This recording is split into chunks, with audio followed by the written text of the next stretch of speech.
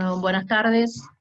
Bueno, es un gusto tenerlos en esta actividad en la cual festejamos de alguna manera el Día del Abogado, que bueno, no lo hicimos el mismo día porque había varias actividades, así que la trasladamos para el día de hoy.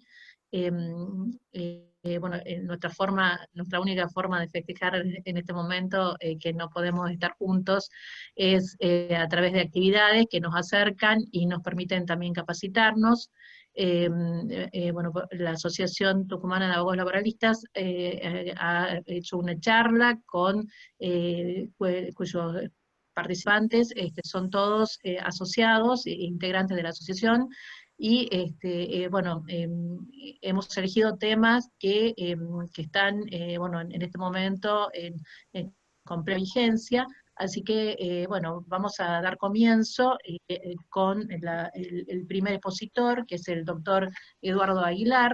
El doctor Eduardo Aguilar es maestrando en Derecho del Trabajo y Relaciones Internacionales de la Universidad Nacional 3 de Febrero, tiene una diplomatura en Derecho Administrativo de la Universidad de Coruña, diplomatura en Transparencia en Contrataciones Públicas de la Universidad de Castilla-La Mancha, una especialización en daños en la Universidad Nacional de Tucumán, posgrado en la Ley de Riesgo del Trabajo, cuestiones actuales del derecho laboral, Ley de Riesgo del Trabajo y sus reformas por la Ley 26773 de la Fundesi, provincia de Buenos Aires. Una diplomatura en Derecho del Trabajo con los módulos 1, 2 y 3 de la UNTREF, dictada en el Colegio de Abogados de Tucumán. Con ustedes el doctor Aguilar, que va a hablar sobre las plataformas, el trabajo de plataformas, sobre las apps. Eduardo. ¿Qué tal? Buenas tardes a todos. Muchísimas gracias, Luisa, doctora, por la confianza para poder hablar sobre esta temática. Así que, si me escuchan bien, vamos a poder dar inicio a esta charla. Somos todos colegas y vamos a compartir un poco los conocimientos que tenemos sobre estas cuestiones actuales, ¿no? Creo que particularmente con respecto a la situación que se presenta con el tema del trabajo a través de plataformas, tiene una gran connotación actualmente, teniendo en consideración la situación actual que venimos atravesando, y el avance de la tecnología ha venido produciendo un desfasaje con la normativa del derecho del trabajo, que avanzó muchísimo la tecnología, y las normas del derecho del trabajo tienen que adaptarse a esta situación. Todo para no caer en la desprotección de los trabajadores, en un escape del derecho de trabajo hacia la informalidad, hacia la precariedad.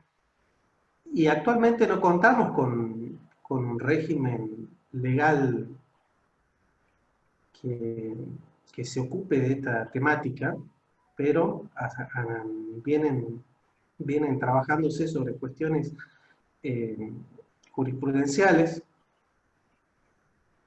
que son de gran avance y que van a ser el eje de las futuras y breves reformas que se van a tener que introducir sobre esta temática. Tenemos una gran particularidad en donde a través de las plataformas hay una rapidez muy grande en la contratación, no solamente en el ámbito del derecho del trabajo y de la seguridad social, sino cualquier tipo de cuestiones comerciales, contrataciones se realizan a través de las plataformas. Y una de las cuestiones creo que más importantes es esta que está relacionada con la estructura legal que tiene cada plataforma, porque una plataforma es creada, una vez instrumentada, y uno de los grandes mecanismos que está en discusión es cuál es la situación jurídica del creador de esa plataforma. El creador de esa plataforma generalmente se entrelaza a través de una relación de intermediación entre las partes para facilitar la contratación. Entonces, acá, a través de esta temática, nosotros ciñéndonos al derecho del trabajo en sí, a la protección del trabajador, tenemos que ver de desentrañar la naturaleza jurídica de si realmente nos encontramos ante la situación de un empleado en relación de dependencia o si son trabajadores independientes que se dedican a prestar un servicio determinado para una determinada empresa. Tenemos, por ejemplo, ahora la cuestión se centra muy profundamente en la cuestión de los denominados riders, que son las personas que prestan el servicio de cadetería para las empresas de delivery. Entonces, aquí hay una serie de cuestiones que hay que tener en cuenta, como con respecto a materia de seguridad, el vehículo, el casco, todas cuestiones que están relacionadas con la protección, qué tipo de protección tiene esta persona que se dedica a este tipo de actividad. No es menos importante esta situación porque un rider que retira un pedido para entregarlo en determinado lugar, tiene que realizar un recorrido, un trayecto, en donde está en juego su integridad física, su salud. Entonces, aquí es donde tenemos que determinar para ver si nos encontramos ante una relación de trabajo o hay una relación independiente. Esta temática es la que produce esta dicotomía de decir concretamente qué es lo que, en qué régimen ingresa, si entramos para un régimen de subordinación o si entramos en un régimen de un trabajador independiente. Aquí hay que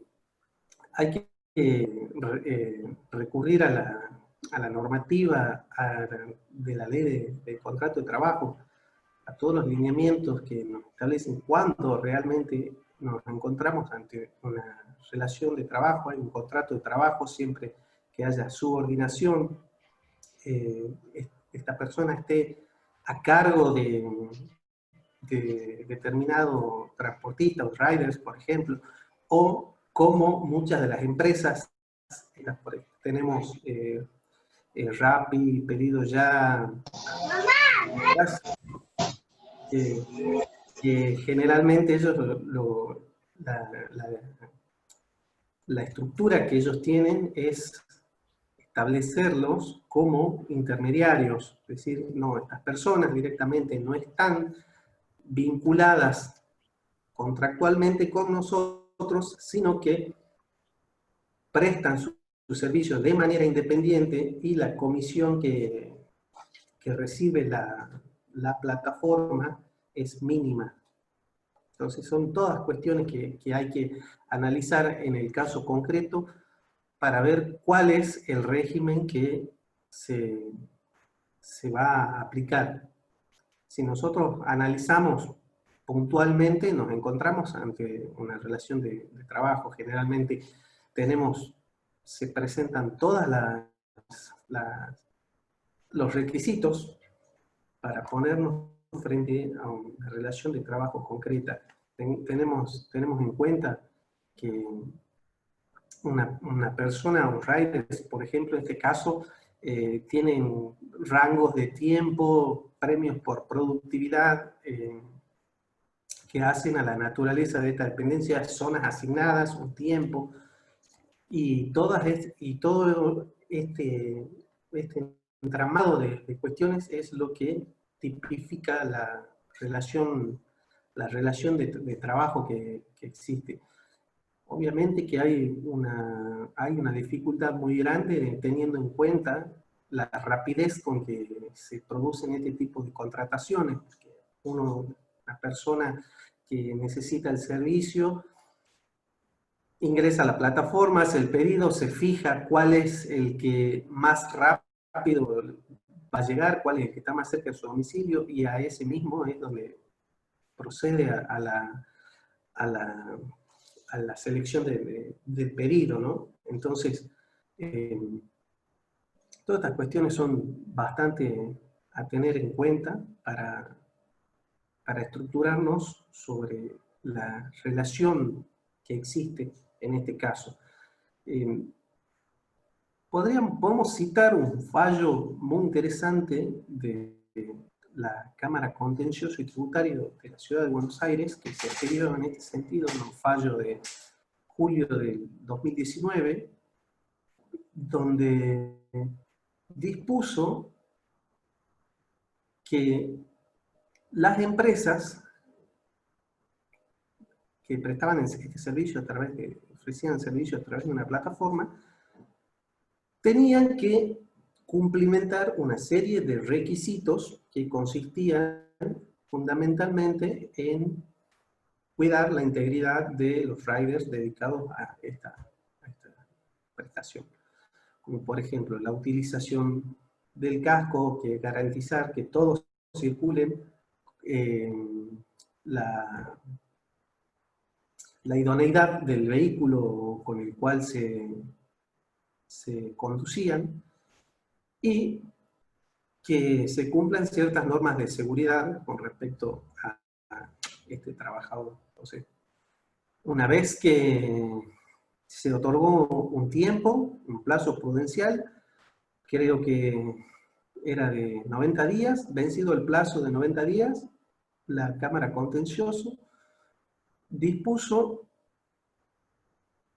la prohibición a todas estas empresas para prestar este tipo de servicio, teniendo en cuenta que no habían cumplimentado con la adaptación de estas reglas que se les había impartido. Y uno de los argumentos más importantes que establecía en su fallo la Cámara Contencioso Administrativo y Tributario era que la no adaptación por parte de las empresas que brindaban este servicio a través de una plataforma ponían en riesgo la integridad física de las personas que realizaban ese tipo de actividad. Entonces, no tener un seguro que los cubra ante un determinado accidente o alguna contingencia para tratar de evitar la informalidad, es lo que llevó a la Cámara de Apelaciones y Tributarios de la Ciudad Autónoma de Buenos Aires a rechazar y a prohibir la actividad hasta que cumplan estos requisitos, así decía la resolución. Luego lo cumplimentaron, vencido el plazo, se levantó la restricción, pero fundamentalmente tenemos siempre esa cuestión de que ante la rapidez de la celebración de este tipo de comercio, o sea, son generalmente operaciones comerciales de adquisición de servicios de cafetería para alimentación, han producido todo este desfasaje que pone en serio riesgo toda la estructura del derecho de trabajo, porque el derecho del trabajo tiene que velar por la protección de las personas que se dedican a este tipo de actividad. Y actualmente esta situación ha potenciado la utilización de estas plataformas, y es donde mayor celeridad se necesitaría para protegerlos. Podemos destacar también que el servicio de plataforma está está ocasionando una avanzada muy importante y muy grande sobre las economías, y esto tiene por efecto llevar a la informalidad, porque teniendo en cuenta la situación económica que atraviesa el país, cualquier persona que tiene un medio de movilidad, por ejemplo una motocicleta, y fue despedido, está sin trabajo, inmediatamente busca algún tipo de actividad e ingresan a este espectro normativo, ¿no? Así que por eso es bastante importante prestar atención sobre este tipo de cuestiones, más teniendo en cuenta que hay un índice importante de accidentes de tránsito en los cuales están involucrados las personas que se dedican a este tipo de actividad. Por eso es necesario una instrumentación para que se pueda dotar de seguridad para las personas que se dedican a este tipo de actividad. Así que bueno, creo que no sé si ya me excedí en el tiempo que me correspondía, pero bueno, pido las disculpas del caso. Así que bueno, le cedo la palabra a la doctora Contino, y bueno, cualquier cuestión, alguna pregunta, la podemos debatir al finalizar. Muchísimas gracias. Bueno, gracias Eduardo. Vamos a continuar con, después vamos a tratar de redondear algunos temas con respecto a o sea, lo que opinamos, o la opinión que podemos llegar a tener cada uno sobre la naturaleza ¿Sí? jurídica del vínculo, que bueno, y los fallos que ha habido con respecto a esto, hay muchos fallos del extranjero en realidad, de España, de Estados Unidos, y bueno, para Es un ver en tema, dónde, es un tema. en dónde estamos parados, sí. Bueno, con respecto, bueno, a continuación va a tomar uso de la palabra la doctora Gabriela Íñigo, que es abogada mediadora del Registro de la Corte Suprema de Justicia de la provincia, apoderada fiscal de la Dirección General de Rentas de la provincia, tiene diplomada en instituciones profundizadas del Derecho Individual del Trabajo de la Universidad Nacional 3 de Febrero, y bueno, tiene un curso de posgrado en el Derecho Laboral en la UBA, en la Universidad Nacional de Buenos Aires, dictado por el doctor Ackerman. Esto es un resumen, obviamente, de los CV de los doctores para que no entremos con mayor tiempo, pero bueno, con ustedes la doctora Íñigo, que va a hablar sobre el derecho del trabajo con una perspectiva de género, y sobre el convenio 190 de la OIT. Gabriela, todo tuyo. Hola, buenas tardes a todos, a los que se fueron incorporando. ¿Se me escucha bien? ¿Se me escucha, doctor? ¿Me escuchan, Sí, sí, doctora? perfecto. Sí, sí, perfecto, Bueno, perfecto. si estamos comunicados, voy a empezar la charla. Como decía el doctor, básicamente entre colegas.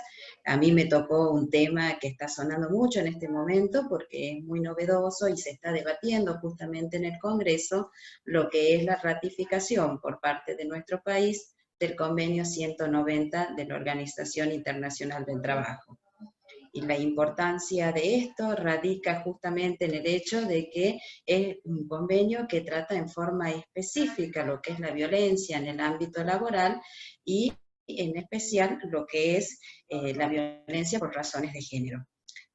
Antes de entrar básicamente a lo que va a ser un mínimo análisis, porque es un tema que da margen para mucha charla y que supuestamente, que seguramente va a generar sin duda un amplio texto para escribir, voy a hacer una introducción respecto de lo que es en sí la violencia en general y traída a nuestra rama, que es el derecho laboral. Es un tema que tiene remarcada importancia por muchas razones, entre ellas por el bien jurídico que se protege o que la norma intenta proteger, y que en este tema es justamente la personalidad del trabajador. La violencia dentro del ámbito del trabajo afecta la fase espiritual del trabajador. La cuestión es así. No es, ¿Sí? no hay ningún problema, es simplemente trámite que hay que ir cumpliendo. Estaba todo paralizado. Ah, perdón, hay algún tipo de interferencia. Sí, estábamos en que esto afecta a la personalidad en su fase espiritual y genera que las relaciones interpersonales entre trabajadores y empleadores y la empresa en general se vea totalmente perjudicada. Entonces, por eso es tan importante que haya un reconocimiento expreso dentro de lo normativo, que hasta la fecha no lo tenemos, y de ahí que radica tanto la importancia del convenio o la ratificación por parte de nuestro país, la cual ya tiene media sanción del convenio 190 de la OIT. ¿Sí? Yo creo que, bueno, en lo personal, este es un instrumento, el convenio 190 de la OIT y su recomendación, la 206, son instrumentos idóneos para que avancemos en torno a esta protección, que es lo que se está buscando. ¿Sí? El convenio contempla de una manera muy amplia, que es una característica que lo diferencia incluso de los otros convenios de características internacionales, del concepto de violencia, y hace una equiparación dentro de lo que es la violencia y el acoso en el artículo 1. Empieza dando una definición amplísima de lo que es equiparando violencia y acoso, y lo define diciendo que la expresión violencia y acoso en el mundo del trabajo designa un conjunto de comportamientos y prácticas inaceptables, o de amenazas de tales comportamientos y prácticas, ya sea que se manifiesten una sola vez o de manera repetida, que tengan por objeto que causen o sean susceptibles de causar un daño físico, psicológico, sexual o económico, e incluye la violencia y el acoso por razón de género, que justamente en este punto donde nosotros destacamos la gran amplitud que tiene la definición y el objeto de proteger esta área que estaba como muy cerrada, como muy difícil de probar cada vez que llegábamos a los estrados judiciales, y que hoy, con la amplitud que esto genera y todos los movimientos de protección hacia lo que es la lucha de las mujeres, se ha logrado. ¿Sí? En el inciso B del convenio continúa diciendo que la expresión violencia y acoso por razón de género designan la violencia y el acoso que van dirigidos contra las personas por razón de su sexo o género, o que afectan de manera desproporcionadas a personas de un sexo o género determinado, e incluye el acoso sexual. ¿Sí? El convenio lo que hace es considerar que la violencia y el acoso son incompatibles con la promoción de empresas y que afecta de manera negativamente a la organización del trabajo dentro de la empresa. Las relaciones en el lugar de trabajo, el compromiso que tienen los trabajadores al verse afectados en su faz interna, resulta repudiable a la luz de la norma. Como les decía al principio, es muy amplio y sin perjuicio de estas definiciones que dan el inciso A y B del convenio 190 de la OIT, se deja a salvo el tema de la violencia y el acoso para que sean después definidos en la legislación nacional. Nosotros, dentro de nuestro país, no hemos tenido normas que sean específicas hasta la fecha dentro de lo que es la materia o el instituto para proteger lo que es las relaciones por violencia de género. Hay una gran construcción jurisprudencial que se viene haciendo de distintas provincias, incluso acá en la provincia de Tucumán hemos tenido fallos en los cuales se ha contemplado la violencia de género y se ha juzgado con perspectiva de género, pero no hubo, no tenemos hasta la fecha una norma específica, y yo creo que este instrumento va a ser la herramienta porque una vez ratificado obliga a los Estados miembros de la organización internacional a efectuar todo el tipo de medidas que signifiquen prevenir y erradicar la violencia en el mundo del trabajo. ¿Sí? El ámbito de aplicación que tiene el convenio también es digno de destacar, ya que resulta aplicable a todos los trabajadores y a las personas que están dentro del mundo del trabajo, e incluye a los trabajadores asalariados, conforme lo define cada legislación, y las prácticas nacionales, así como a las personas que trabajan, cualquiera que sea su situación contractual, las personas en formación, incluidos los pasantes y los aprendices, los trabajadores despedidos, dice el convenio, los voluntarios, las personas que buscan empleo, los postulantes a un empleo, los individuos que ejercen la autoridad, las funciones o las responsabilidades de un empleador.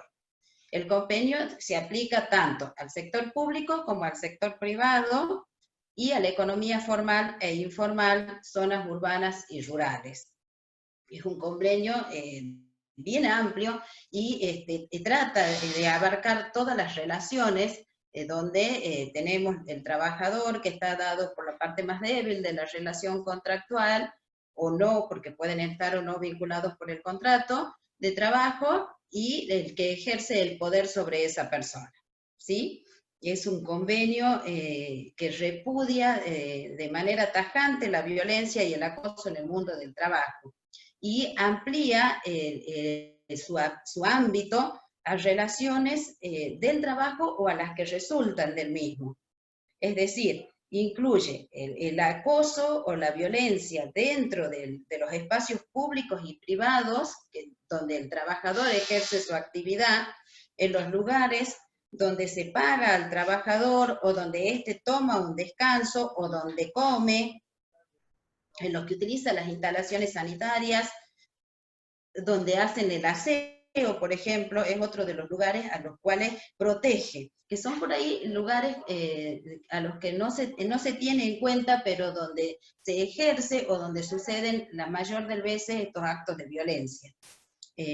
Incluye los desplazamientos para aquellas actividades que requieren viaje, evento, actividades de formación relacionadas con el ámbito del trabajo, y de manera expresa en el inciso D del artículo 3, prevé en el marco de las comunicaciones que estén relacionadas con el trabajo, incluidas las realizadas por medios de tecnologías de la información y de la comunicación. Acá podemos incluir incluso lo que es los mensajes de WhatsApp, las comunicaciones a través de estos medios incluso. Por supuesto que también alcanza los alojamientos que proporciona el empleador para actividades donde haya viaje, y el trayecto que va del domicilio al lugar de trabajo, ¿sí? Tiene como principio fundamental un mundo de trabajo libre de la violencia, donde se procura respetar, promover y asegurar el disfrute del derecho de toda persona al mundo del trabajo sin violencia. Dentro de las características principales que tiene el convenio de la OIT, el 190 de la OIT, es su ámbito, con su definición y a quienes alcanza. Después el convenio lo que hace es establecer cuáles son las obligaciones de los Estados miembros, y en ese aspecto también es de destacar que una vez ratificado por nuestro país dicho convenio, habrá que instrumentar la legislación nacional y conformarla según estos principios y estas disposiciones, porque prohibir legalmente la violencia y el acoso a través de disposiciones jurídicas que garanticen erradicar esa violencia dentro de nuestro ámbito de desarrollo personal. Hay que velar por políticas que sean pertinentes para abordar la violencia y el acoso, y adoptar una estrategia integral a fin de poder aplicar las medidas de prevención. De lo contrario, sería insólito o una utopía solo pretender la ratificación y que el país no efectúe ningún tipo de medidas para poder dar cumplimiento con dicha normativa. Va a haber que desarrollar herramientas, porque eso lo provee el propio convenio, que estén orientadas y actividades de educación y formación para sensibilizar y en cierta forma concientizar a todos los integrantes o a todos los que forman parte de la relación laboral de que se tiene que cesar dentro del ámbito de la violencia. Más allá de que nosotros en nuestro país en este momento contamos con la ley Micaela que en cierta forma establece la obligatoriedad de la formación en lo que es la perspectiva de género y todo lo que ha implicado esta norma, y la obligación de que los tres poderes estén formados para poder legislar, poder juzgar y poder de cierta forma proteger o evitar los casos de violencia. Lo mismo el convenio exige que los miembros que lo ratifiquen incorporen nuevas herramientas de formación, de capacitación y de sensibilización a los estados. El principal objeto del convenio, lo dice en el artículo 5, es prevenir y eliminar la violencia y el acoso en el mundo del trabajo, y todo miembro tendrá que respetar, promover y llevar a esos efectos los principios y derechos fundamentales en el trabajo, que son la libertad de asociación, el reconocimiento efectivo del derecho a la negociación colectiva, la eliminación de todas las formas de trabajo forzoso u obligatorio, la abolición efectiva del trabajo infantil y la eliminación de la discriminación en materia de empleo y ocupación, así como fomentar el trabajo decente y seguro.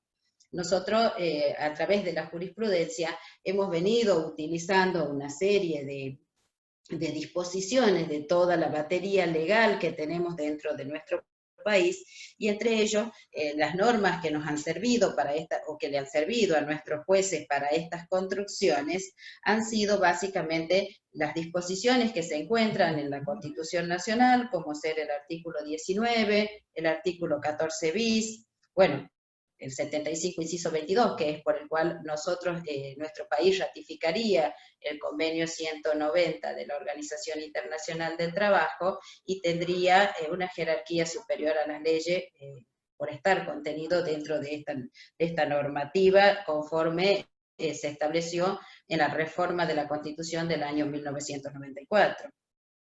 Otro de los instrumentos que hemos venido usando dentro de esta construcción normativa y que se vino estableciendo a los fines de poder erradicar la violencia en el mundo del trabajo, ha sido la Declaración Americana sobre los Derechos y Deberes del Hombre, en sus distintos articulados, los pactos culturales de San José de Costa Rica, de las Naciones Unidas, la ley antidiscriminación, la ley 23.592, también ha sido una herramienta importante dentro de lo que ha sido esta función.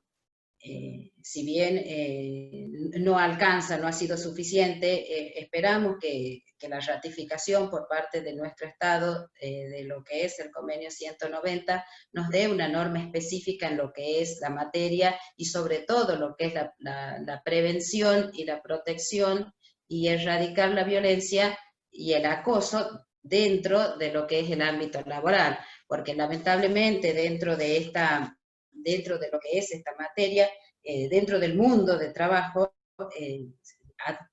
como consecuencia de mucha investigación, los más vulnerables siempre han sido las mujeres y los niños dentro de lo que es el acoso infantil y el acoso respecto de lo que es las mujeres.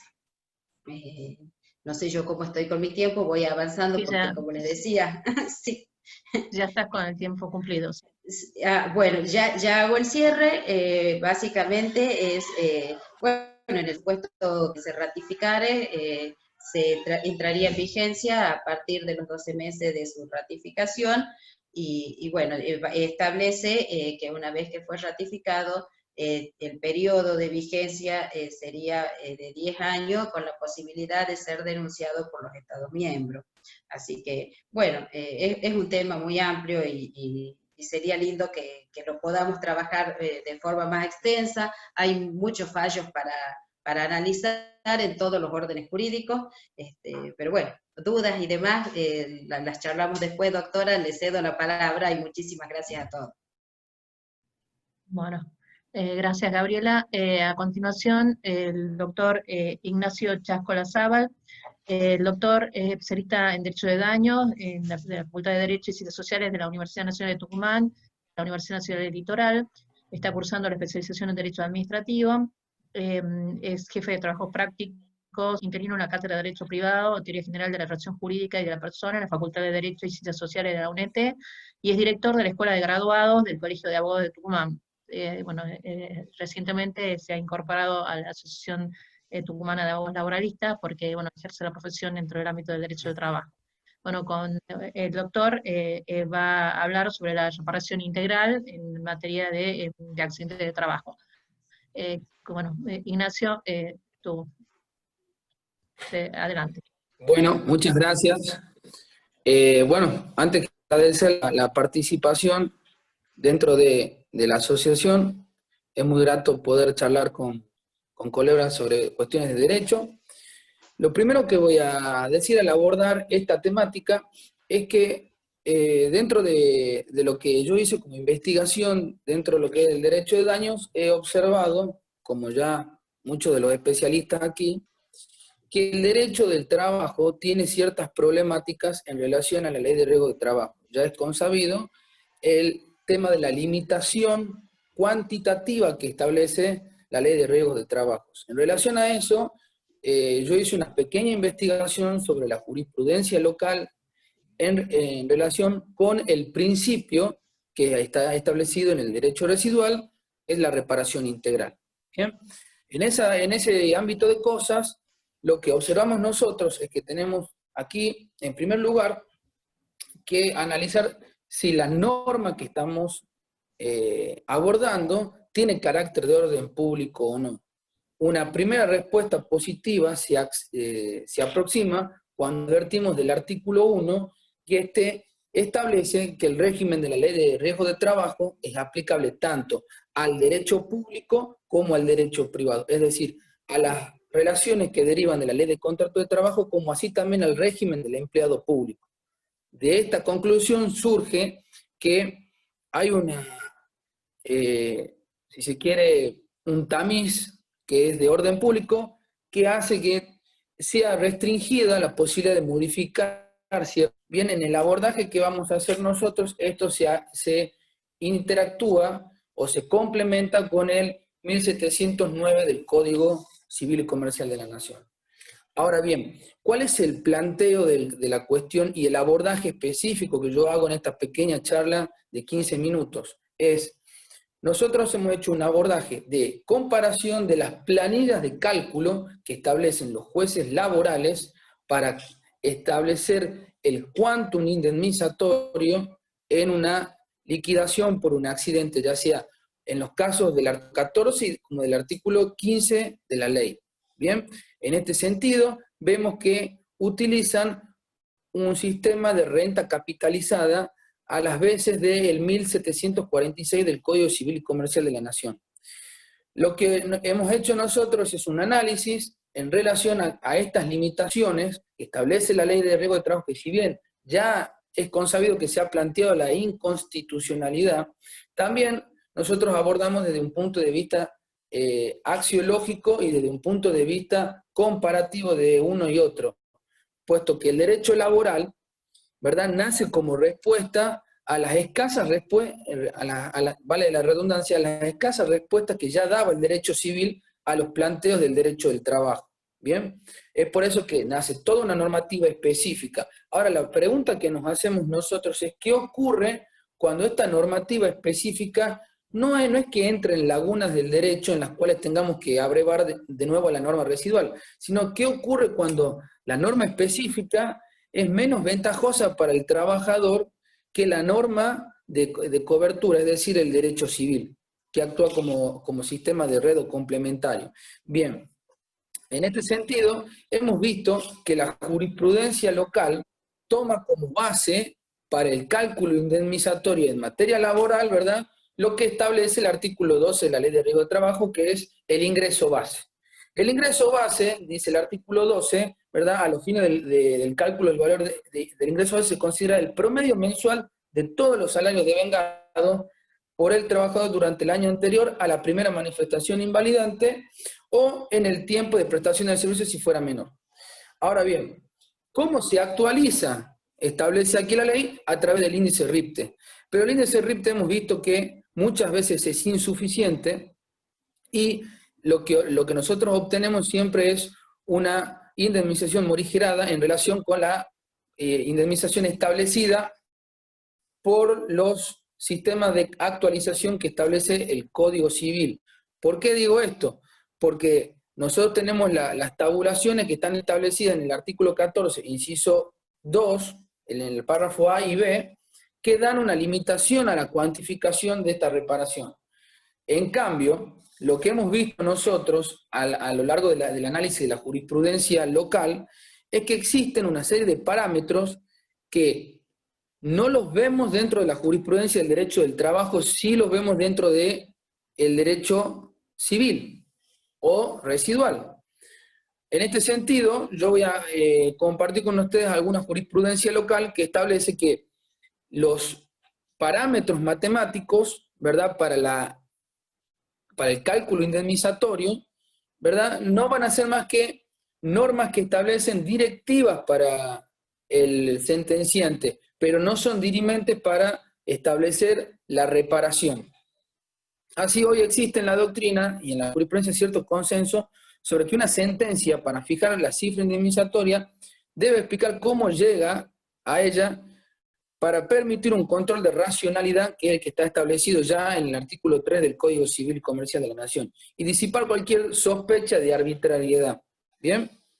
En este sentido, como se ha adoptado el sistema de renta capitalizada propiamente, que estaba tanto en la Ley de Riesgo de Trabajo como en el 1746, nos lleva a hacer un análisis pormenorizado diciendo que el juez tiene que fundar debidamente su sentencia, en primer lugar, siguiendo las pautas matemáticas que permiten explicar cierto grado de objetividad para llegar a un resultado ajustado a derecho. Ahora, teniendo en consideración las circunstancias particulares del caso, puede ajustarse equitativamente dicho resultado al caso concreto. Esto no lo vemos nosotros aplicable en la jurisprudencia, o que lo aplique la jurisprudencia en materia laboral. Con lo cual, estaríamos nosotros circunscriptos a un rigor mayor que el derecho residual. Por otro lado, también se observa que para determinación de una indemnización por incapacidad sobreviniente, no solamente va a bastar el cálculo de la renta actualizada, sino también otros parámetros. Así, el derecho civil establece, ¿verdad?, que cuando no se pudiese demostrar específicamente el ingreso de la persona, ¿verdad?, va a tomarse el salario mínimo vital y móvil. Ahora, ¿qué ocurre? ¿Cuál es la contrapartida entre el sistema civil y el laboral? Que el sistema civil tiene asentado ya en su jurisprudencia que va a tomar este mínimo vital y móvil al momento en que se dicta la sentencia.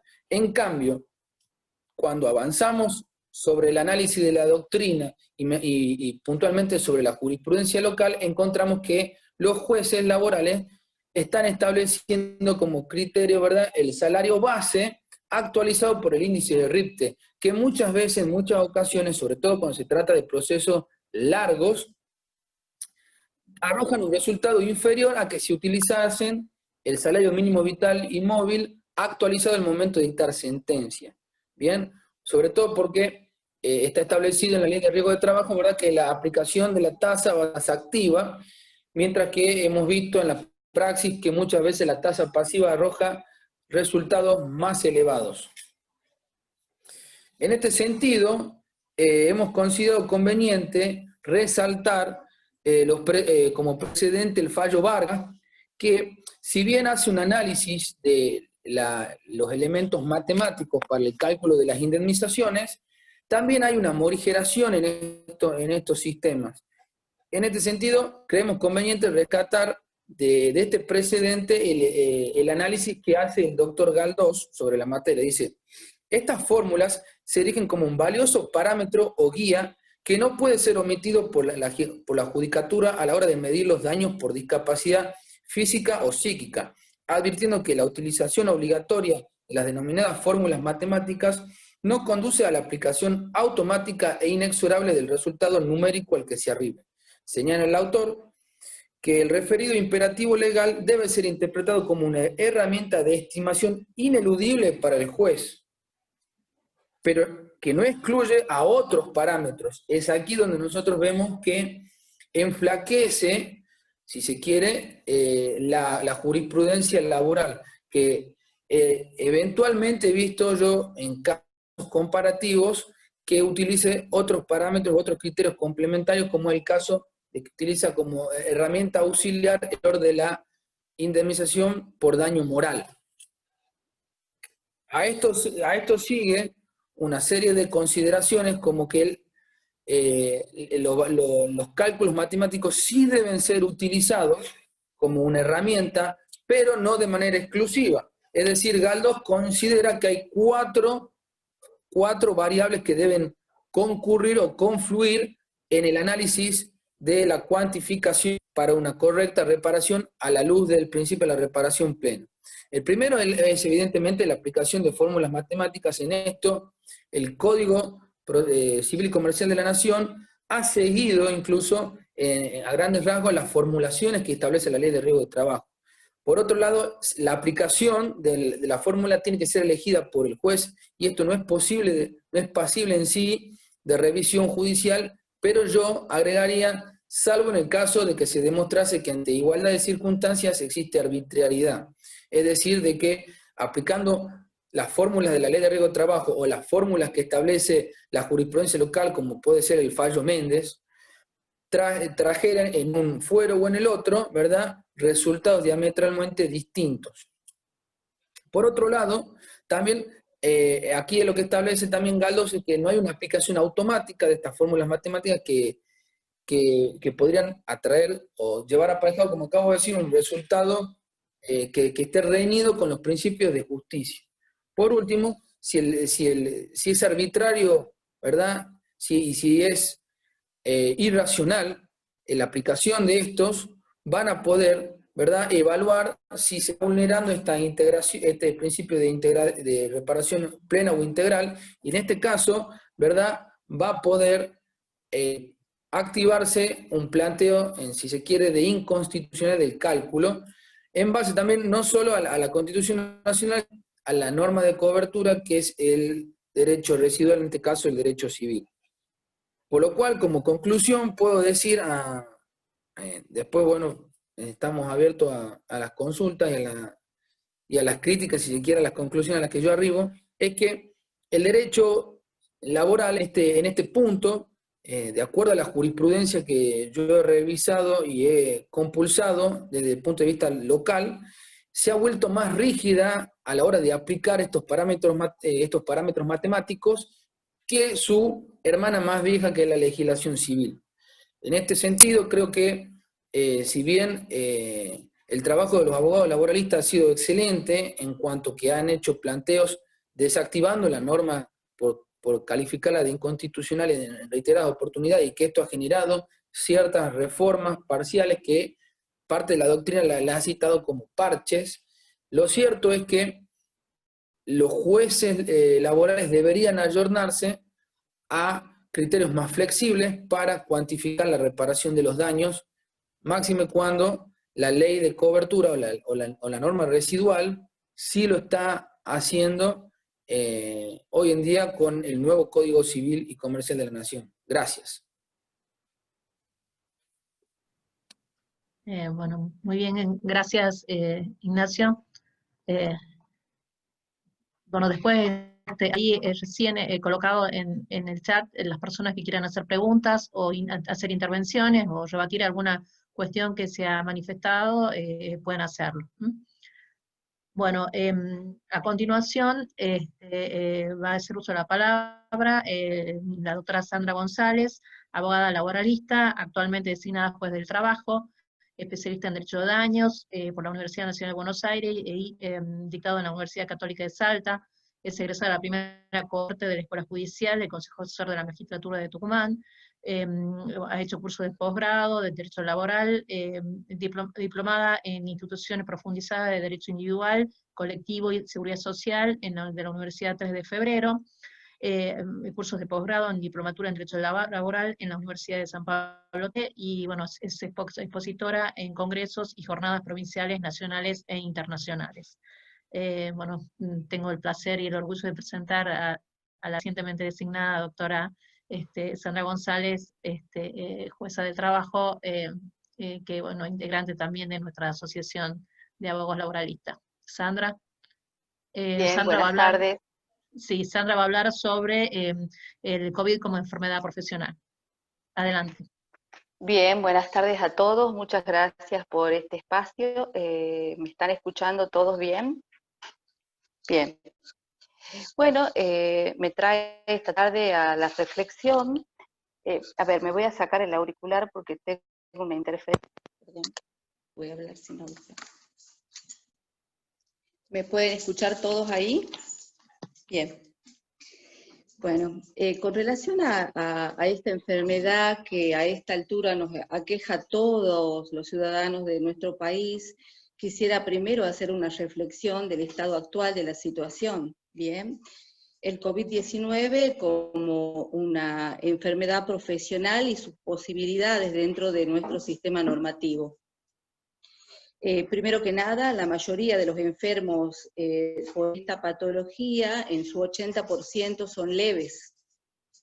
Hay un 15% de ese porcentaje en una famosa pirámide que se expone en las redes sociales, que pueden tener cuadros agravados en sus patologías, y un 5%, lamentablemente, sujetos a algunas comorbilidades, pueden tener pueden morir, pueden fallecer a consecuencia de esta situación.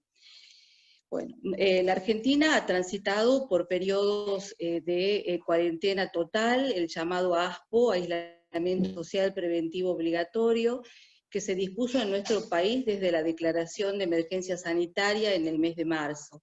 Posteriormente, el DNU 297 es, en realidad, dicta el ASPO. El DNU 260 es el que establece la emergencia sanitaria, y a partir de entonces la sociedad exigía con clamor la necesidad de lograr alguna cobertura de protección a través del sistema de riesgos del trabajo. La respuesta a este interrogante surge con el DNU 367, dictado el 13 de abril. Este DNU establece una cobertura limitada con una norma que yo diría es poco federal, porque a esta altura en el norte argentino y en todas las provincias en los que ya no tenemos ASPO, sino DISPO, distanciamiento social, ya no tendrían coberturas los enfermos de COVID-19. ¿Y por qué es esto? Lo voy a explicar. El DNU 367, que se publica el 14 de abril, establece un efecto retroactivo al día 19 de marzo, que es la fecha en que comienza el aislamiento social, y establece presunciones y protección específica para dos sectores de trabajadores. Por un lado, el artículo primero del DNU establece una presunción. Esta presunción ha sido criticada por la doctrina como que no es en realidad una presunción, pero ¿qué es lo que dice? Presume como al COVID-19 producido por el agente patógeno SARS-CoV-2 como una enfermedad profesional no listada, siempre y cuando, digamos, y en determinadas condiciones, la contraigan todos los trabajadores que están prestando servicios en vigencia de ese plazo de aislamiento social en las actividades denominadas esenciales. Entonces, con estos parámetros tenemos que todos los trabajadores que prestaron servicios durante el ASPO en actividades esenciales tenían una cobertura inmediata del sistema de riesgos del trabajo, pero quedaba en cabeza del trabajador la acreditación de la relación de causalidad directa e inmediata del contacto que hayan tenido con el COVID-19 o SARS-CoV-2. Esta cobertura, ¿por qué se dice que no es una verdadera presunción legal, sino que más bien es una suerte de cobertura inicial? Porque no es que libere al trabajador de la carga de probar la relación de causalidad, sino que está presumiendo la enfermedad profesional no listada. Le da una protección y una protección acotada en el tiempo. Primero vamos a analizar el decreto 367, ¿bien? Para después hacer proyecciones a la situación actual de cómo se puede lograr una cobertura actual para los trabajadores que prestan servicios y están expuestos a este agente patógeno.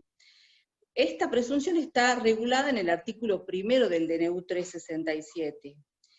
Y el artículo 2 establece que ante la denuncia, en las condiciones del artículo 1, el sistema de riesgos del trabajo no puede rechazar el siniestro y debe dar inmediatamente las prestaciones médicas y dinerarias. Bien. Por otro lado, se establece una cobertura para otro sector muy amplio de trabajadores, y en esto sí ha sido generoso porque no está restringido, y habla en general a todos los trabajadores dependientes de la salud.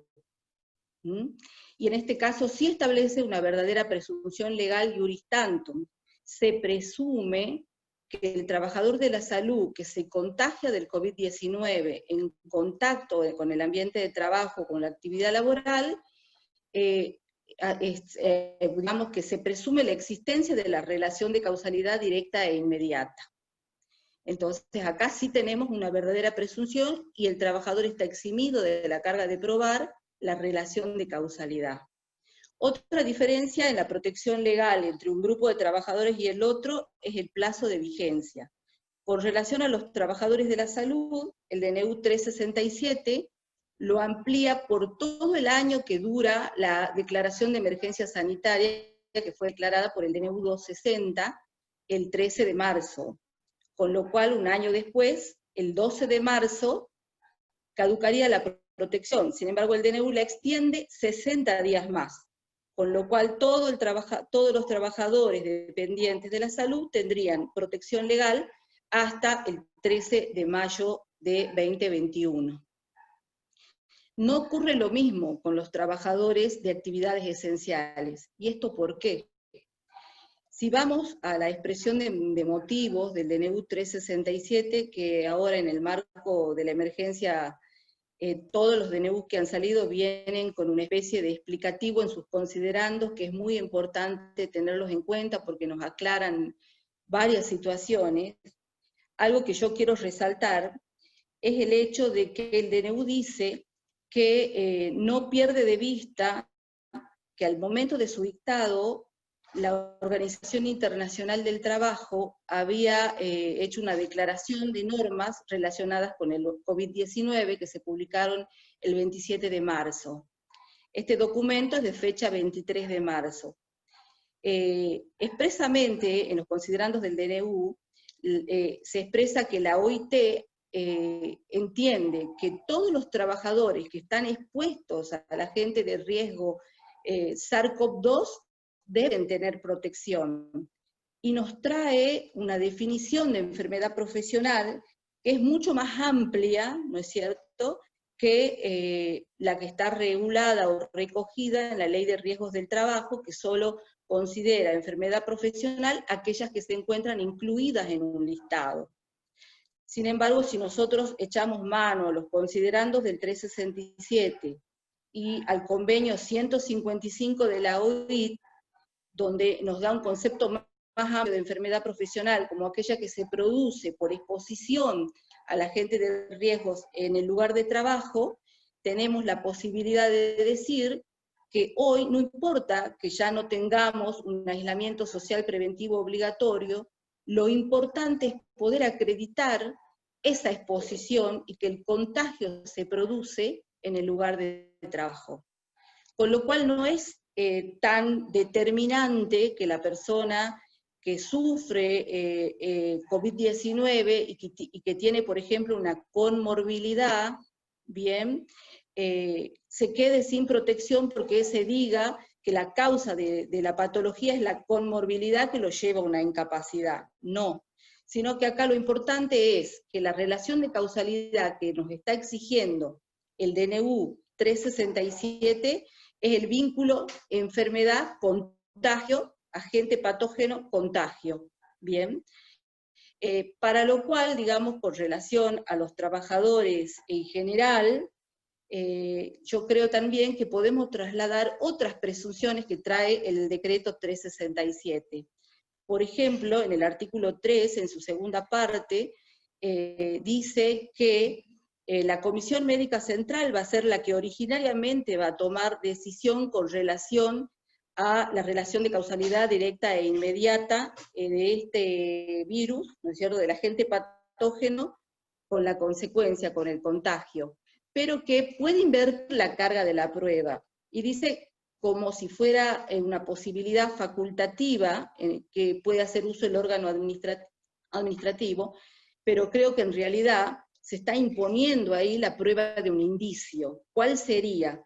Que ante, por ejemplo, hechos reveladores como contagios colectivos en el lugar de trabajo, de esa situación se puede un juez, ¿no es cierto?, determinar la relación de causalidad con relación a este contagio, agarrándonos de contagios colectivos en el lugar de trabajo, de otros hechos reveladores que nos lleven a establecer de alguna manera la prueba de la relación de causalidad, que de lo contrario es, como dice el doctor Schick o el doctor Machado, casi de imposible prueba. Bien.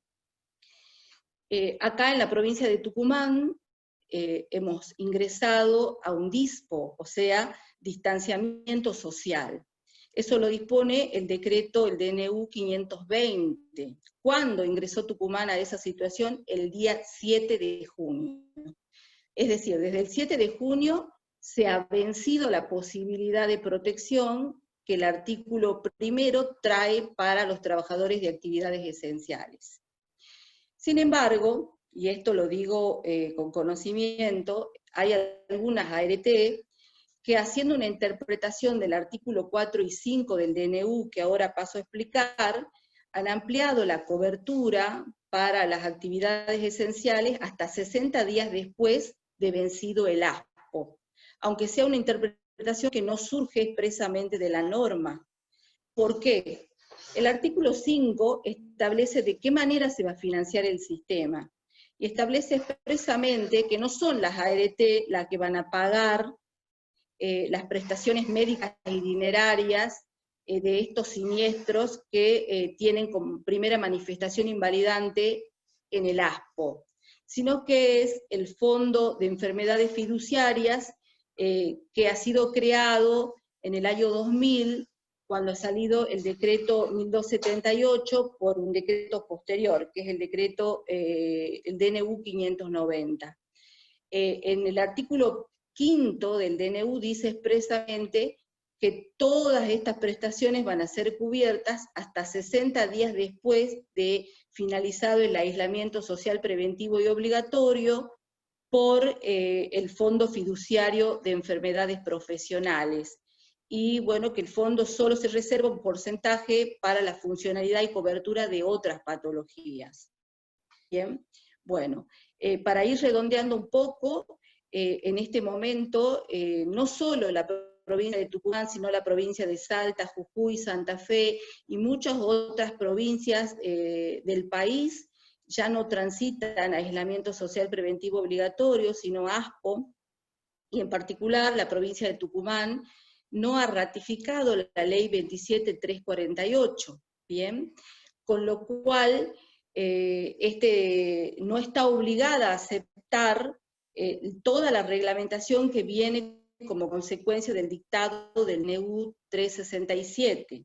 Salió una resolución de la SRT que regula el procedimiento de inclusión de estas patologías, que es la resolución 38 de 2020. Bien, con relación al procedimiento, lo voy a explicar porque es muy laberíntico el procedimiento, pero voy a tratar de brevemente dar un esbozo, ¿bien? Producido el contagio de COVID-19, todos conocemos que se produce el aislamiento del trabajador, o sea que el trabajador en principio no tiene ni la posibilidad de tener a la mano el diagnóstico, porque en papel no se lo dan, ¿bien? El sistema empleador es el que debiera y tiene la obligación por la resolución de proceder a la denuncia de estos siniestros. Acá en nuestra provincia tenemos la página del COE en que se publican los resultados de los hisopados. La ley exige una serie de requisitos bastante engorrosos para el trabajador, más si nos ponemos a pensar que él y su familia quizás están transitando esta patología para poder proceder a la denuncia ante la ART. Sumado que algunas ART se encuentran cerradas y que las denuncias se reciben de modo virtual.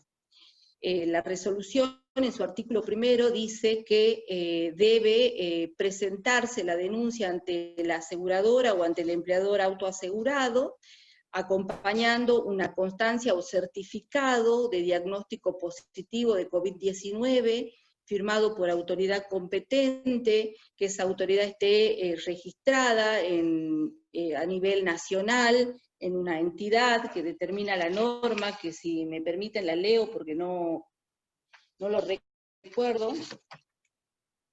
Bien.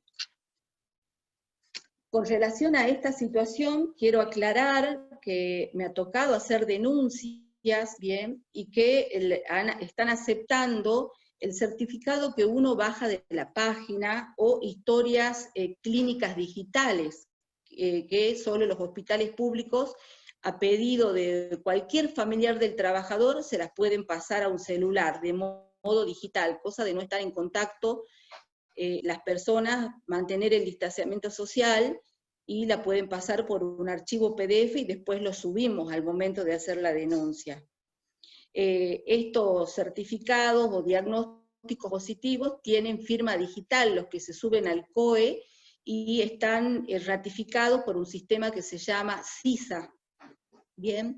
Otro de los requisitos es que el trabajador debe acompañar una nota en el que detalle sus funciones, los horarios de trabajo, las jornadas que cumplió mientras se desempeñó durante el aislamiento social preventivo obligatorio, su extensión. En esa nota también tiene que explicar el nombre de su empleador, el quit de su empleador, y acompañar además un certificado que le debe entregar el empleador como constancia de que es un trabajador que ha estado trabajando en dispensa del distanciamiento social. Se refiere a la prevista en el artículo 6 del DNU 297. Con relación al concepto de trabajadores esenciales que trae el DNU 367, es importante hacer una aclaración. Ya la doctrina se ha pronunciado, porque sabemos que esencial, en un principio, ha sido una lista que venía incorporado en el DNU 297, pero se ha ido ampliando, ya sea por disposiciones del jefe de gabinete de ministros, o por pedido de los gobernadores por disposiciones administrativas posteriores. Entonces, están los trabajadores esenciales y después los trabajadores exceptuados no esenciales. Y la doctrina autorizada, como el doctor Schick, Machado, entiende que ambos están protegidos por el artículo primero y por esta cobertura inicial que trae el DNU 367. Bien, actualmente, como decíamos, la provincia de Tucumán no ha ratificado la ley 27348, y por otro lado, la resolución 38 nos obliga a transitar, como así lo establece también la ley 27348, de forma exclusiva y excluyente el tránsito por las comisiones médicas.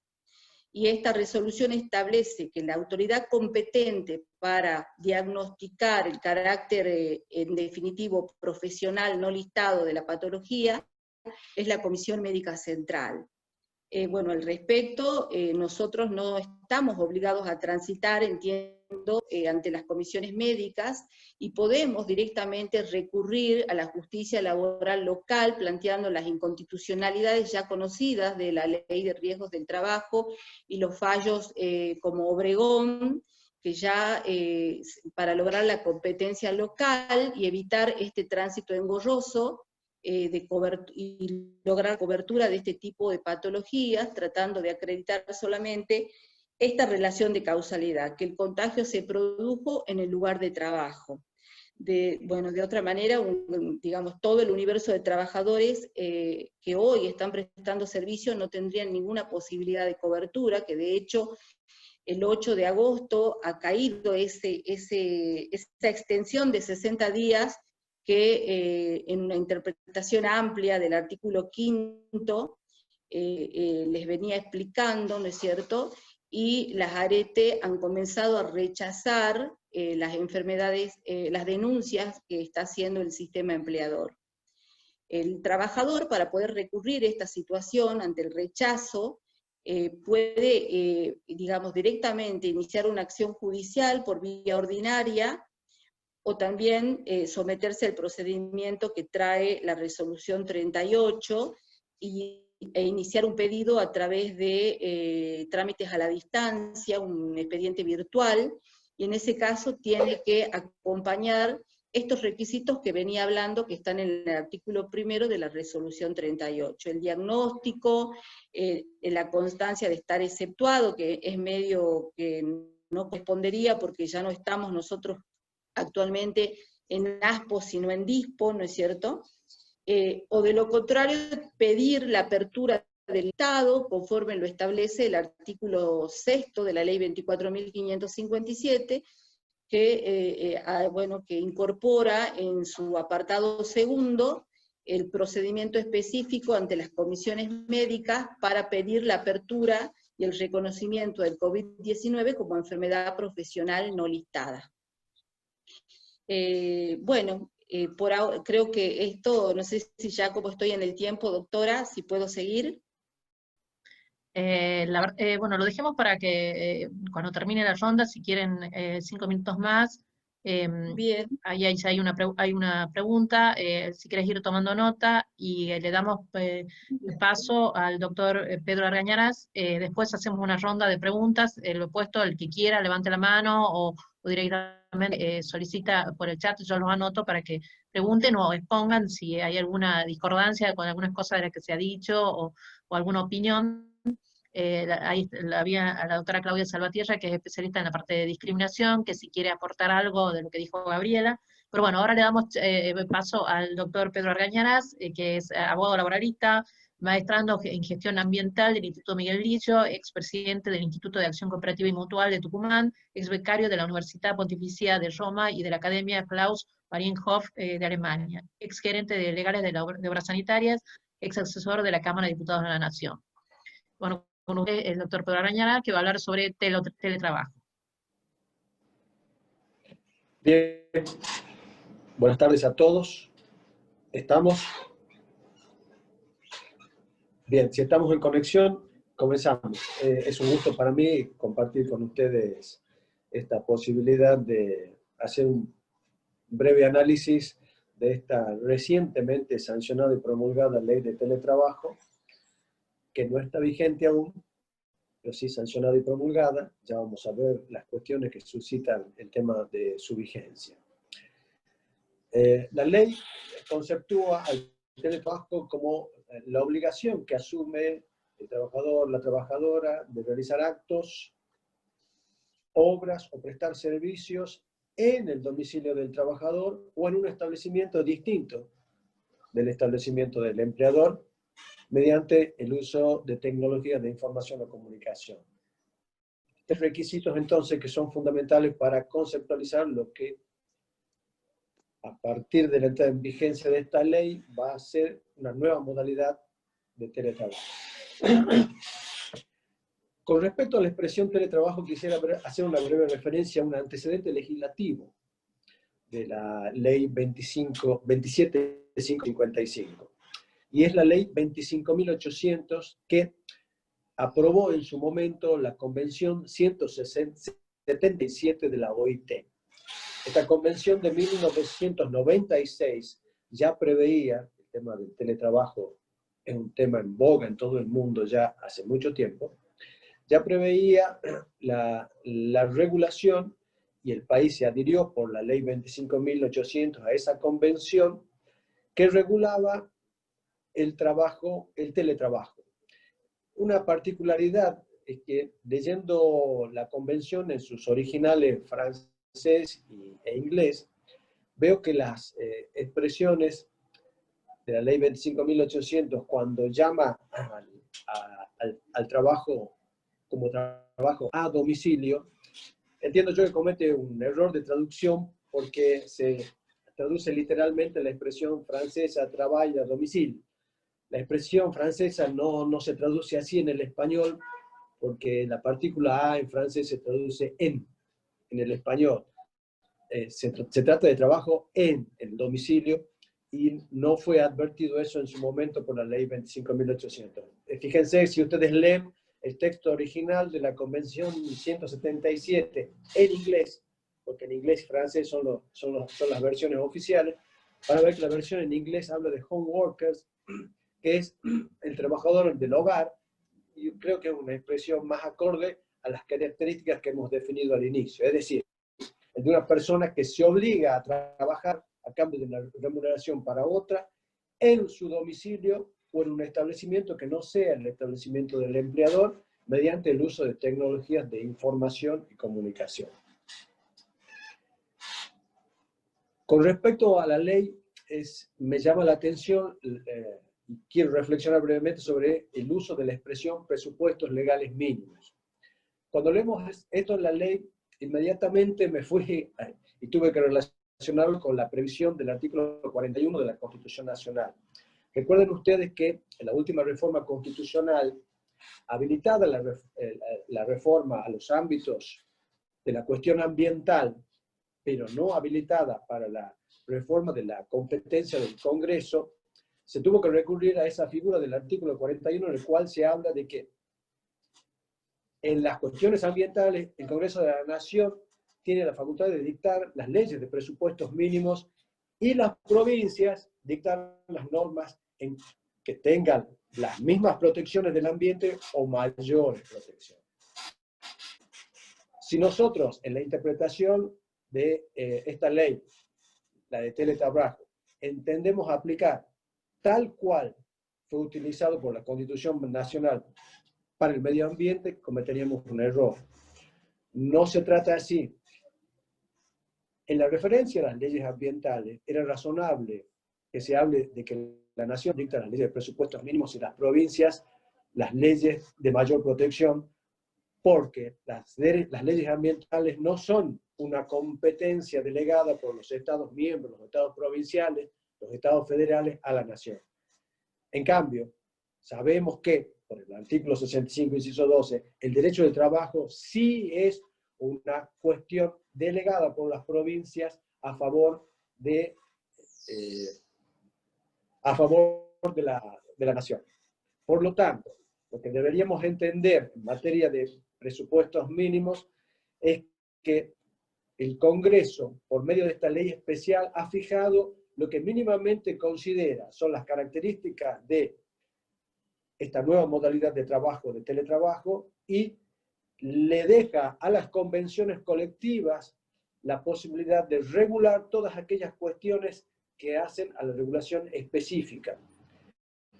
En mi opinión, es una estrategia muy acertada. Por un lado, creo que era muy necesario regular la modalidad de trabajo del teletrabajo, le llamemos así ya, o del trabajo en el domicilio. Porque es una cuestión que tiene ya largo tiempo de regulación en el derecho comparado y no lo tenía en la Argentina. Bienvenida sea entonces la ley, en mi opinión.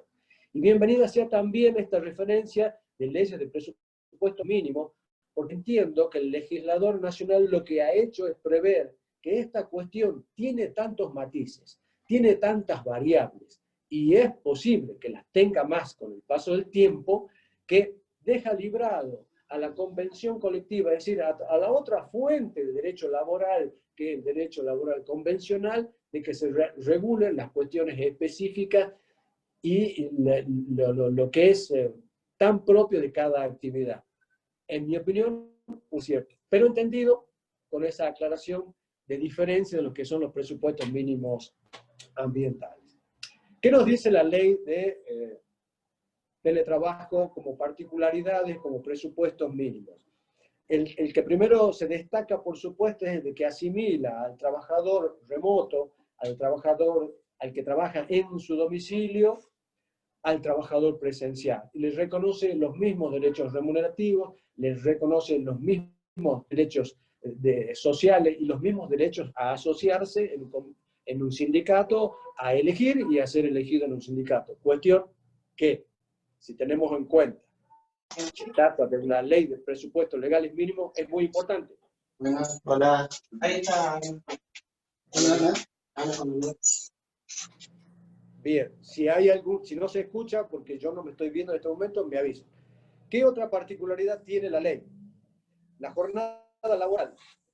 La ley establece que la jornada laboral debe estipularse por escrito y por lo tanto, y remite a toda la normativa legal y convencional vigente en la materia. Por lo tanto, remite al 196 de la Ley de Contrato de Trabajo y a los límites horarios de trabajo diurno y nocturno y a toda la legislación correspondiente.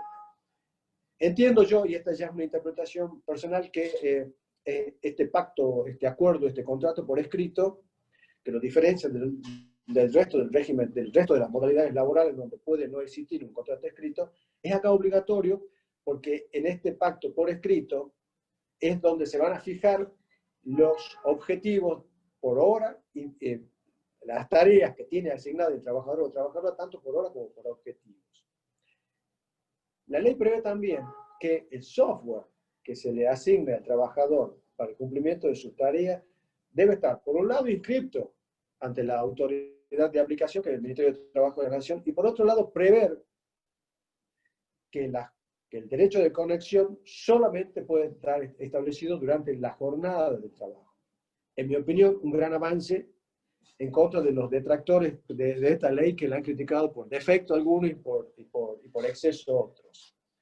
La ley también prevé el derecho de desconexión, es decir, el trabajador tiene el derecho a no ser molestado, a no ser requerido para prestar servicios fuera de la jornada laboral y no puede ser molestado tampoco durante su periodo de licencia. Es lo que dice la ley. Interpreto yo además que si acaso el trabajador es requerido por su empleador para trabajar fuera de la jornada laboral, pues entonces tendrá derecho a cobrar horas extras. La remuneración, como decíamos, la remuneración es la misma y no puede ser menor a la que percibe el trabajador presencial.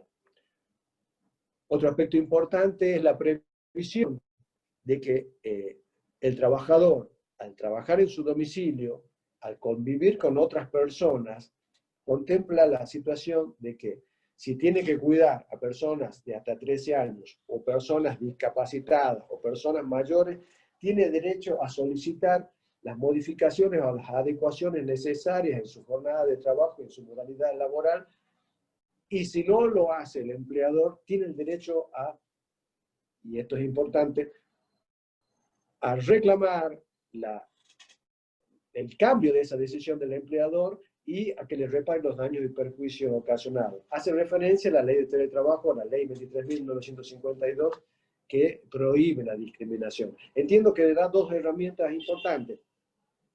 Pedir el cese del acto discriminatorio que no le deja cuidar a sus hijos o a sus padres enfermos o cualquier otro enfermo, por ejemplo, y a su vez repararle los daños y perjuicios ocasionados. La ley de teletrabajo ordena al empleador suministrarle al trabajador todos los elementos de trabajo, tanto de hardware como de software. Y también establece la obligación que tiene de instalarlo en el domicilio del trabajador o en el otro establecimiento donde se vaya a cumplir sus tareas, instalarlo, mantenerlo y repararlo.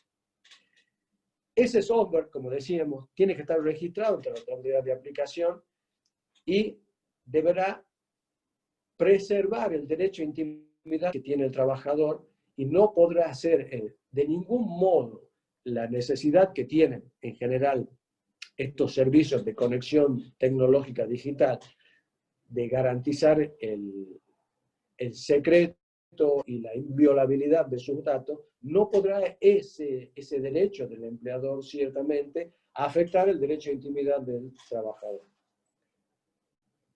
Un detalle importante de la ley es que le ordena al trabajador, al empleador compensar al trabajador los mayores gastos que éste tiene por conexión y por consumo al trabajar en esa modalidad. La ley dice que en tales casos esa compensación de gastos no va a tributar impuesto a las ganancias y, si bien no lo dice, interpreto yo que esa mayor compensación no tiene carácter remunerativo y por lo tanto no tendrá el empleador que tributar para aportes y contribuciones patronales, no podrá hacer retención de aportes ni está obligado a hacer contribuciones patronales sobre esos importes que son de compensación.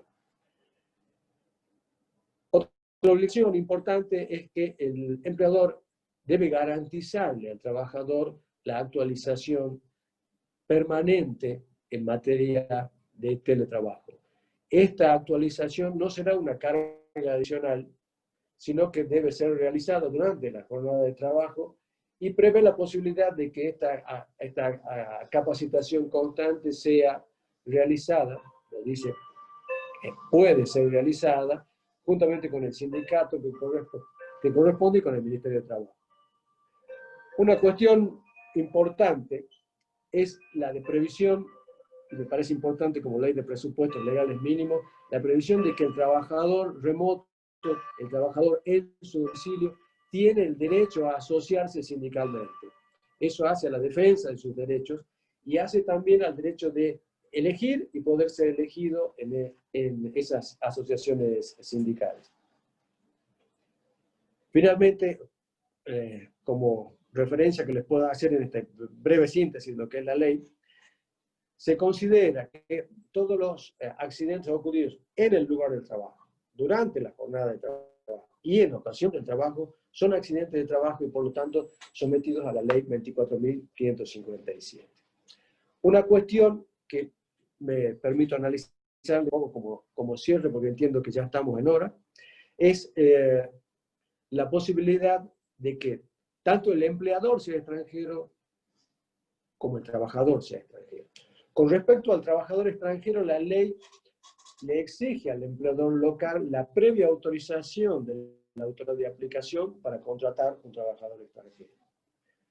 Nada dice la ley con respecto al caso del empleador extranjero, pero entiendo yo que aplicando el derecho, el empleador extranjero también podrá ser empleador y también podrá ser parte de la convención colectiva, que en este tema del teletrabajo es fundamental, en tanto y en cuanto cumpla con las previsiones del artículo 141 y concordante del Código Civil y Comercial de la Nación con respecto a las personas jurídicas. Para finalizar, la cuestión de la vigencia es lo que encuentro de criticable en esta ley. La ley prevé que entrará en vigencia, en su artículo 19, el artículo 19 sí, a partir de los 90 días en que se determine la finalización del periodo de vigencia del ASPO, del aislamiento social preventivo y obligatorio. Como lo dijo bien la doctora Sandra, este es un país federal. Y la realidad de cómo estamos enfrentando el COVID-2 es distinta. Hay provincias, hay distritos federales que tienen un aislamiento, otros que tienen un distanciamiento. Por lo tanto, ¿cómo se interpreta esta norma? Cuando termine el aislamiento en todo el país, porque la ley es es válida para todo el país, o cuando termine en tal o cual jurisdicción. Una cuestión no menor que deberán resolverla los jueces en los casos concretos, pero si la resolvemos, suscita enseguida otra cuestión. ¿Qué pasa si esta provincia, Tucumán, que hoy está en distanciamiento, en 15 días, ojalá no fuera así, vuelve al aislamiento, al ASPO, y pasamos del distanciamiento al ASPO, deja de estar vigente? Entiendo que no. pero sí tal vez coincidan conmigo que ese artículo no es lo suficientemente claro y es muy importante porque es el que determina la entrada en vigencia de la ley. Les agradezco, quedan algunos temitas, pero se ha acabado el tiempo, estoy dispuesto a las preguntas. Gracias. Bueno, muchas gracias, Pedro. Es muy interesante, bueno, todas las exposiciones. Yo he computado una sola pregunta que es para Sandra, con respecto a la resolución número 38. Me preguntaba Raúl Nievas a qué hacía referencia cuando hablaba de que si es de la superintendencia. ¿Me escuchás, Sandra? Sí, sí, sí, es de la Superintendencia de Riesgos del Trabajo, sí. Perdón, no Bueno. lo aclaré. Sí, bueno, hay felicitaciones y posiciones en general para todos. Quisiera, bueno, ahí me dio el uso de la palabra, más bien yo se lo pedí a la doctora Claudia Salvatierra, que, bueno, ella ha dado muchas charlas sobre discriminación de la mujer y, bueno, todo el tema de esta violencia de género que abordó Gabriela. Le pedí, bueno, se accedió, va a dar alguna opinión. Te escuchamos, Claudia. Tiene el micrófono. ¿Alguien le puede, puedes apagar el... Ahora ahí está. ¿Ahora me escuchan? Sí, sí, bien. sí, ahí. No tenía muteado. Muchas gracias y buenas tardes a todos. Primero, bueno, felicitarlos porque me ha parecido excelente las exposiciones. Y como le decía recién a la doctora González, me encantó el análisis que hizo de la norma, muy minucioso. Comparto totalmente, creo que le faltan muchas cositas a la norma todavía, como para que podamos decir que estamos hablando de una cobertura que pueda solucionar toda la problemática que se da en todos los trabajadores y sobre todo que en aquellos trabajadores esenciales y los trabajadores de la salud. Porque hizo referencia varias veces la doctora González a los considerandos de la norma y cuán importante es tener en cuenta los considerandos de la norma. Y hay algo que a mí me preocupó seriamente cuando lo leí, porque entre los considerandos de la norma se dice que se debe tener en cuenta siempre teniendo en cuenta la inviabilidad económica financiera del sistema. Bueno, precisamente esa inviabilidad económica es algo de lo que padecen generalmente todos los trabajadores afectados. Así que me parece que le falta bastante como para otorgar la prestación que realmente necesitarían los trabajadores. La resolución 38 le ha incrementado una serie de requisitos que ha desvirtuado lo que podríamos pensar, como decía la doctora, una cuestión de que trata de una verdadera presunción, porque con el cúmulo de antecedentes y documental que hay que agregar, se dificulta muchísimo la demostración para que se puedan acceder. Pero bueno, ese era un detallecito nada más que quería acotar respecto de COVID como enfermedad cuasi profesional, o la cuarta enfermedad, como la llaman también algunos colegas. Respecto del tema de género, más que hablar de discriminación, me parece saludable, y con esto lo quiero enganchar también con lo del teletrabajo, porque el teletrabajo ha levantado un velo respecto de toda la fantasía que hay de trabajar en la casa, y sobre todo en esta época de pandemia para las mujeres. Esto es una gran realidad porque a muchas mujeres que debimos quedarnos a trabajar en casa, no en mi caso particular, porque ya mis hijos son grandes, pero sí lo he visto con mi hija y lo he visto con otras mujeres jóvenes que no solo tienen que ocuparse de seguir trabajando en la casa, sino también atender a los niños, encargarse de las tareas domésticas, de los deberes de los chicos, y pasaron a ser profesoras de música, profesoras de lengua, de matemática y hasta de educación física. Algo que lleva mucho tiempo, y por eso que en el régimen de teletrabajo está muy regulado lo que tiene que ver la compatibilidad del horario cuando se trata de trabajadoras que están dedicadas a la atención, ya sea de niños o de personas mayores que necesiten cuidado. Y esto es muy importante y lo quiero relacionar con un informe que ha salido hace pocos días del Ministerio de Economía, donde jerarquiza lo que es el valor del trabajo doméstico y de cuidado. Porque curiosamente, a lo que muchos nos podíamos imaginar, el gran aporte que hace el trabajo, particularmente de las mujeres, porque representamos un 75% de las que hacemos esas tareas de cuidado y de tareas en el hogar, lo cual nos hace decir generalmente, y esto lo repite muchas veces en informes la OIT, que duplica la incidencia del trabajo del hombre respecto de las mujeres en el cuidado. Las mujeres dedicamos muchas más horas, 6 horas y media, 7 horas aproximadamente a las tareas de cuidado y del hogar, mientras que los hombres no llegan a veces al 3.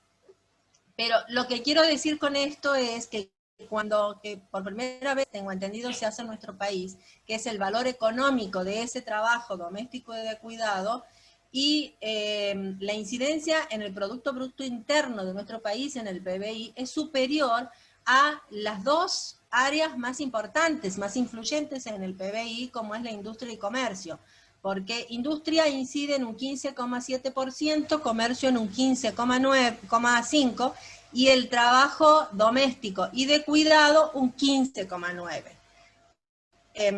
Es tiempo que empecemos a transversalizar,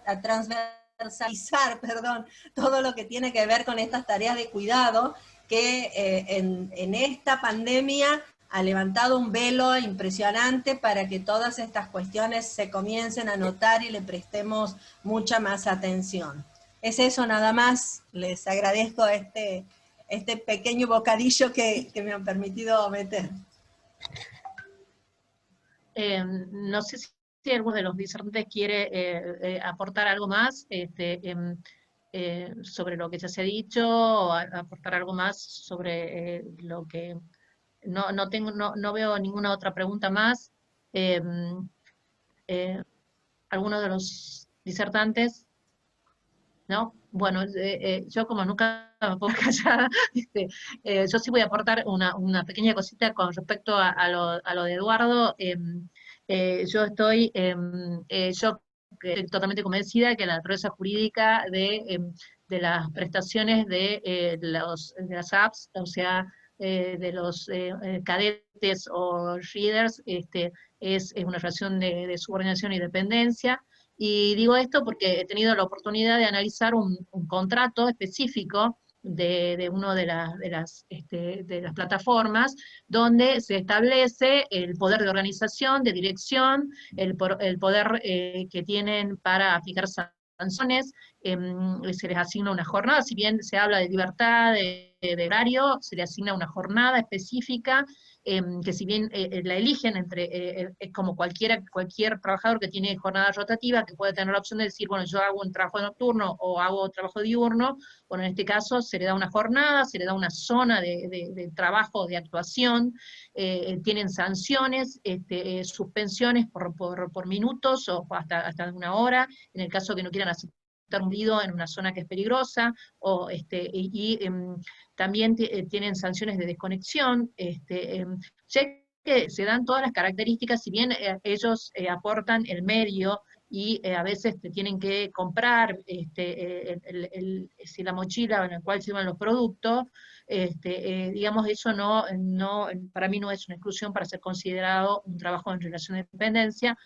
Pues se habla de economía colaborativa, eso para mí no tiene absolutamente nada que ver, porque la economía colaborativa habla de cooperación, sí, como su nombre indica, es una intermediación, pero de carácter gratuito. Acá yo he tenido oportunidad, porque hay una persona de mi familia que se dedica ahora a la gastronomía, y que me he enterado que las plataformas le cobran, y bueno, esto salió publicado y fue objeto de por parte de un reclamo por parte de las empresas usuarias gastronómicas, de que le cobran hasta el 30% del valor del producto a la empresa usuaria. O sea, yo tengo mi negocio que utilizo una plataforma para la distribución de mi mercadería, y me cobran hasta el 30%. Además, otra cuestión que hay, que es que ellos tienen sistemas de cobro, o sea que tienen otra plataforma que cobra es todo el precio del producto que pasa por tarjeta. Y ellos no pagan hasta que no se han cobrado toda la comisión, o sea que retienen la suma de dinero. O sea, es un negocio redondo prácticamente, así que no se puede hablar de una cuestión, digamos, que económicamente es inconveniente. Y bueno, y lo que mencionó Eduardo, que es el riesgo al cual están expuestos a accidentes de trabajo durante la prestación. Bueno, eso quería aportar nada más con respecto a ese tema. Bueno, si nadie más quiere hacer algún aporte, bueno, les agradezco la presencia a esta actividad de la TAL. Bueno, les deseo, bueno, feliz día de abogado, así atrasado a todos. Bueno, no sé si quieren aportar algo más, pues vuelvo a preguntarle a los disertantes si quieren decir algo más. Pedro, para cerrar, ¿quieres decir algo? Bueno, en primer lugar, la verdad que ha sido un encuentro fantástico. Yo aprovecho para felicitarla nuevamente a Sandra, que estuvo tan precisa como yo ya estoy acostumbrado a escucharlo.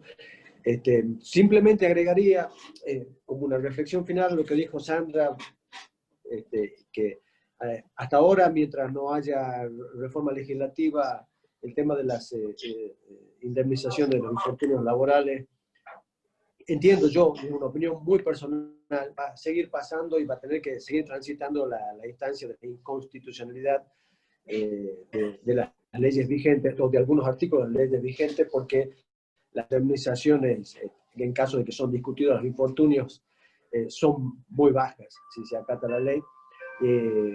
No veo, hasta que no haya una reforma legislativa, no veo otra solución.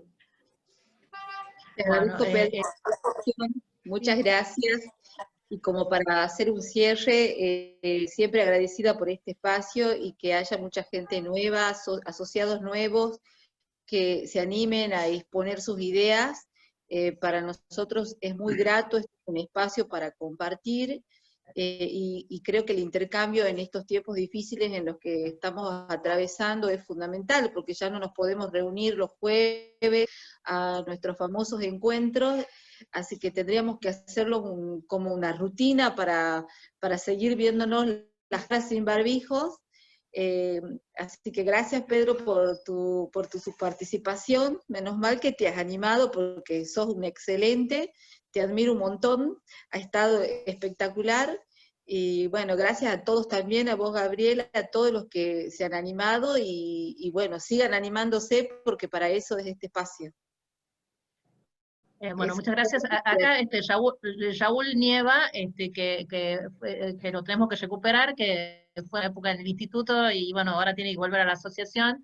Bueno, hizo una acotación sobre, en cuanto a la perspectiva de género, debemos considerar la ley 26.485 y también el tratado de Belén do Pará, que forma parte de la legislación del Mercosur. Sí, bueno, la ley nacional es fundamental porque define claramente en todo su articulado los grupos de violencia y está expresamente contemplado la violencia en el ambiente de trabajo.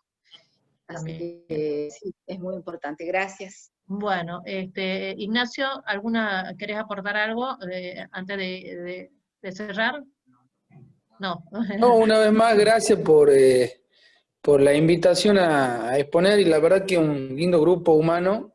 Se ve que acá se puede enriquecer uno mucho profesionalmente, así que bueno, nada, aprovecho para dar las gracias por haberme permitido incorporarme a la Asociación de Abogados Laboralistas de Tucumán. ¿Yo le puedo hacer una pregunta al doctor Ignacio? Sí, sí. Bien. Escuché muy atentamente la comparación que hiciste entre el 1746 y las fórmulas de la Ley de Riesgos del Trabajo. Y pensando un poco en el sistema de renta capitalizada que hoy parece obligado por el 1746, creo que los jueces civiles tienen una oportunidad importante de ponerle una cuota de discrecionalidad cuando determinan cada uno de los factores que integran esas fórmulas. Cuando, por ejemplo, determinan la variable ingreso, no necesariamente tiene que ser el mínimo vital y móvil, o también ese interés de descuento que tiene la fórmula, que que si lo van bajando el resultado es más amplio, bien. En cambio los jueces en el ámbito de la ley de riesgo del trabajo están circunscriptos a la fórmula y no la pueden variar. No está dentro de la facultad discrecional la variación de la fórmula, y depende de la prueba que esos factores sean mayores o menores. Y bueno, y además está la incidencia de los pisos indemnizatorios que también trae la ley.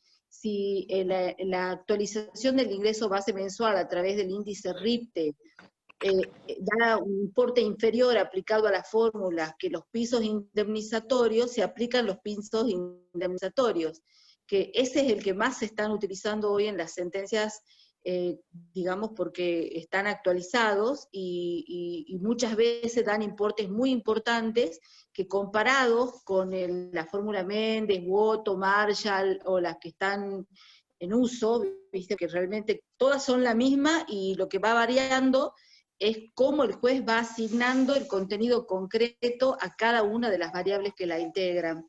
Y acá en Tucumán, en varios fallos que he podido leer, este que usted nombra, que es Vargas Ramón, parece una reeditación de la fórmula Méndez, o voto 2 que le llaman, ¿no es cierto? O voto 2. Pero creo que en el caso concreto siempre va a depender de la prueba que el litigante logre, y que de eso va a depender también las herramientas que el juzgador tenga a la hora de la cuantificación del daño. Bueno, eso quería acotar, nada más. Gracias, doctor. Muy excelente su exposición, me gustó. Muchas gracias.